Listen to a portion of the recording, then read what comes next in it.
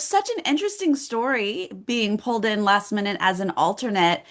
Before you knew you were going into the game, though, what is it like? What's your headspace like to sort of see the cast but think maybe you don't play?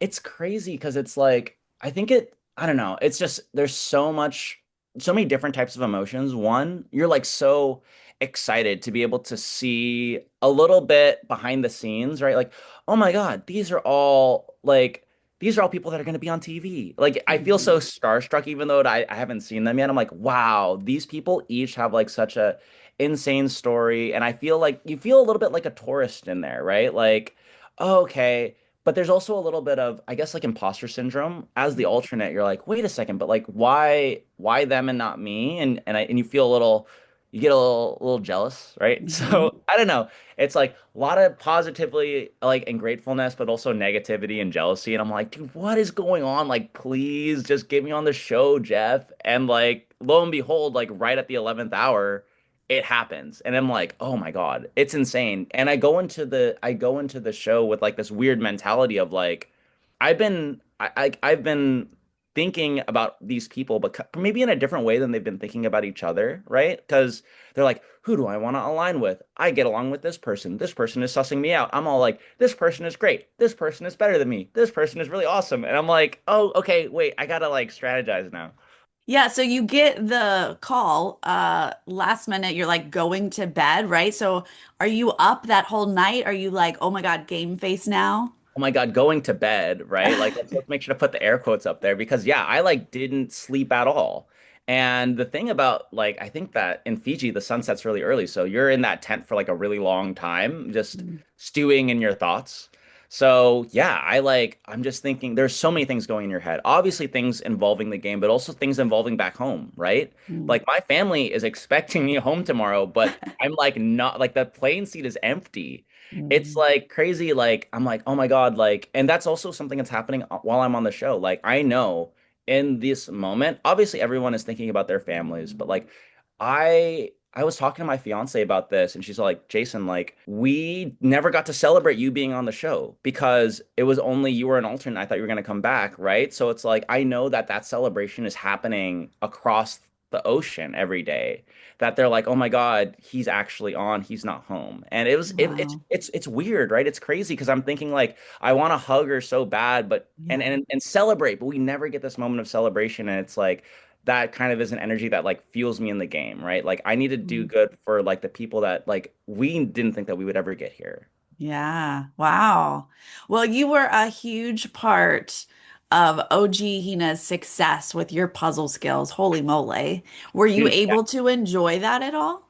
oh, absolutely. I don't know. And it's like I feel like I don't have like an inferiority complex like in life, right? But I think that in in this moment when you're told that you're the alternate, when you're like kind Mhm. of in a role that is a little less than, it felt really cool and very satisfying to be like on the challenge and to be like, "Wait a second. No, it's like I'm out here and I'm like the reason that we're like doing so well. MC is the reason that we're doing so well." Like it was like this such a validating moment to be like, no, dude, like we like are as cool and kick-ass as any of these other people. And I like it was really cool to have that kind of happen and be like reaffirmed like week after week, right?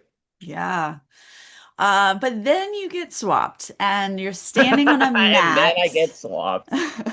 What is it like in that first moment when everyone's sort of revealing their new tribes and you see where you are now going to be?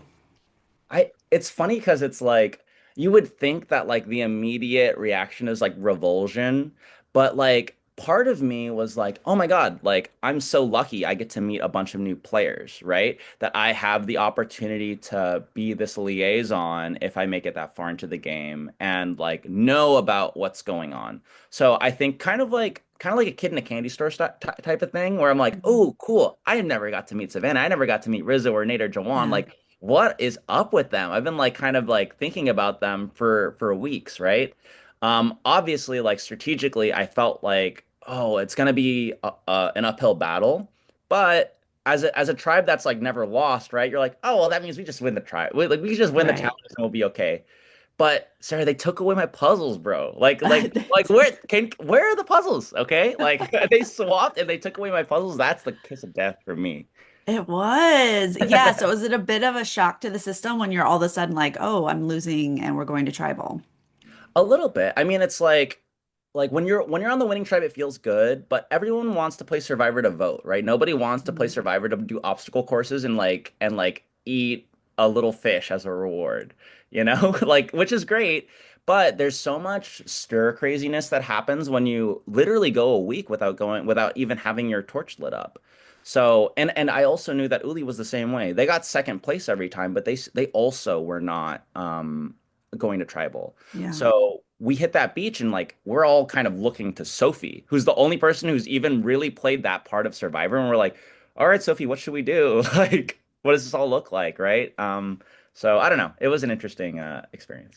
So last episode, we see you guys kind of realize like, uh-oh, you and Matt, what's going to happen? And you do threaten to use your shot in the dark, but you don't end up and you do vote with the majority. So what happened there?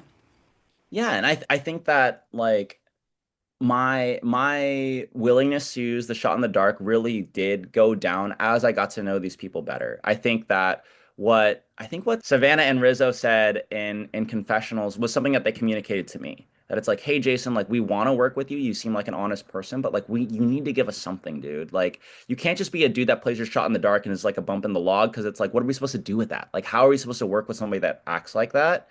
And whether it's strategically to pacify me or if it's their honest feelings, it's like I kind of agree, right? Like, even though I'm in a spot where if I voted for Matt, like it doesn't really matter, like they have the power. It's like, why not just show that moment of vulnerability in order to signal to them that like, hey, I'm willing to play ball.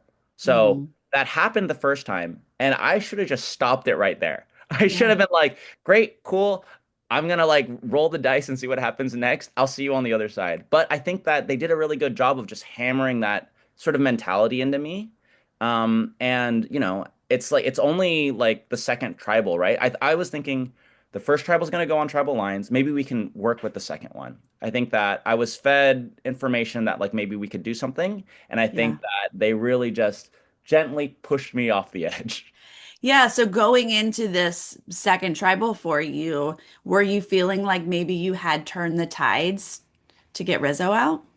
I thought so. I mean, I felt from my point of view was that I wasn't turning any tides. I was Hmm. facilitating other people trying to make moves. My hope going into that second tribal was that people were as stir crazy on Uli as we were on Hina, that they wanted to make moves, they wanted to Yeah. play hard Survivor. And the person that kind of felt that the most to me was Savannah. Mhm. Savannah reached out to me and was like, Jason, like I want to do something. Like let's make something happen. Obviously, I think that she just played straight into like, oh wow, what a interesting coincidence that she's coming to me with like this thing that she wants to do and she's including me, right? So like I think that she did a really good job clocking at what I wanted, what my incentives were in order to make sure that I just sort of went along and didn't play my shot in the dark. I was the one that sort of like asked her like, who do you want? Like, who makes sense, right? Like, I have like an interesting relationship with Jawan. I would prefer that he stayed, but I don't really, I don't want to like be pushy. And she's like, no, no, you can keep Jawan. That's okay. What about Rizzo then, I guess? And I'm like, okay, yeah, that seems good to me. And I think that it was kind of like a really BS reason, but I was like, I'm grasping at straws, like, okay, and maybe I should have clocked it, but I didn't. She's just very, very convincing, and I was very, very hungry. Hmm. Is there anything in the edit that we didn't get to see that you wish we had? Yeah, I mean, I think that like there's one, Hina, hello. Like, where's Hina in the edit?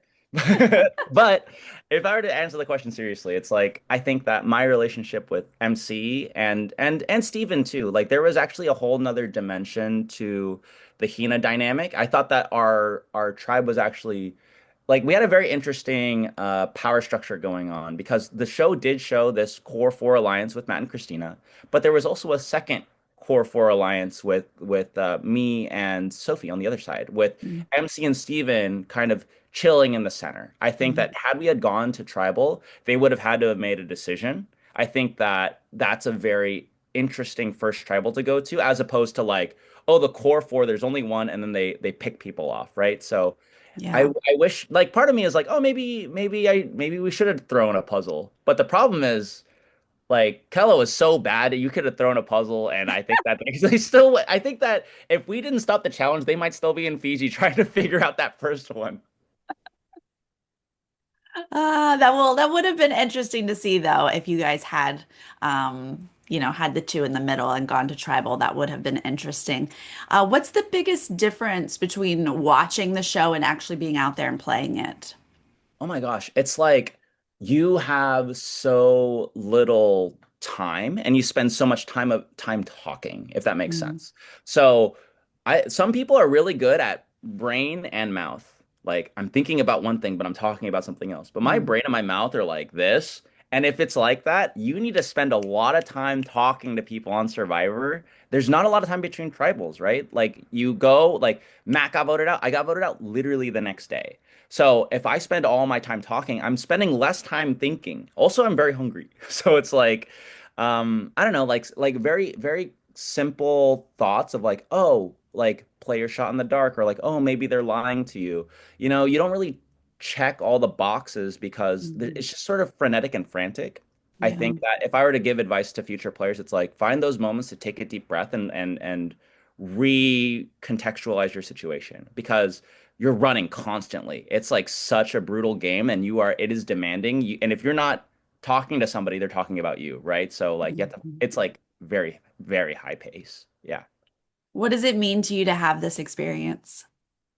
It's crazy. It's like, and I'm sorry if this is going to be like very sappy, right? But it's like, me and MC were put in the situation where it's all like we were told that the best that we got was a chance. Mhm. That like we love you, but we can like it can't be a guarantee. Something has to happen and it has to be out of your control. I'm like such a control freak in my life. I study for the test, I put in the extra hours at work, and it's like your hard work is rewarded. But this is like a weird situation where you can't do anything but just live on a chance. And like what's Mhm. crazy is like sometimes that chance happens. Sometimes you have like this life-changing thing that happens out of your control and you just happen to be sitting in the spot that's able to seize that opportunity. So I don't know, just like being the alternate, being able to even be on this journey is like so surreal, and it like makes me go into my real life saying, what are these things where it's like I can try something and it'll most likely fail. Like the only way that this thing goes well is if it's out of my control, but like still go for it and still hope for it to happen. That's like, I don't know. I felt like that's like really powerful. And that's like something that I felt very much every day when I was out there. Well, I'm so happy you got the opportunity, and it was so lovely to chat with you today. You too.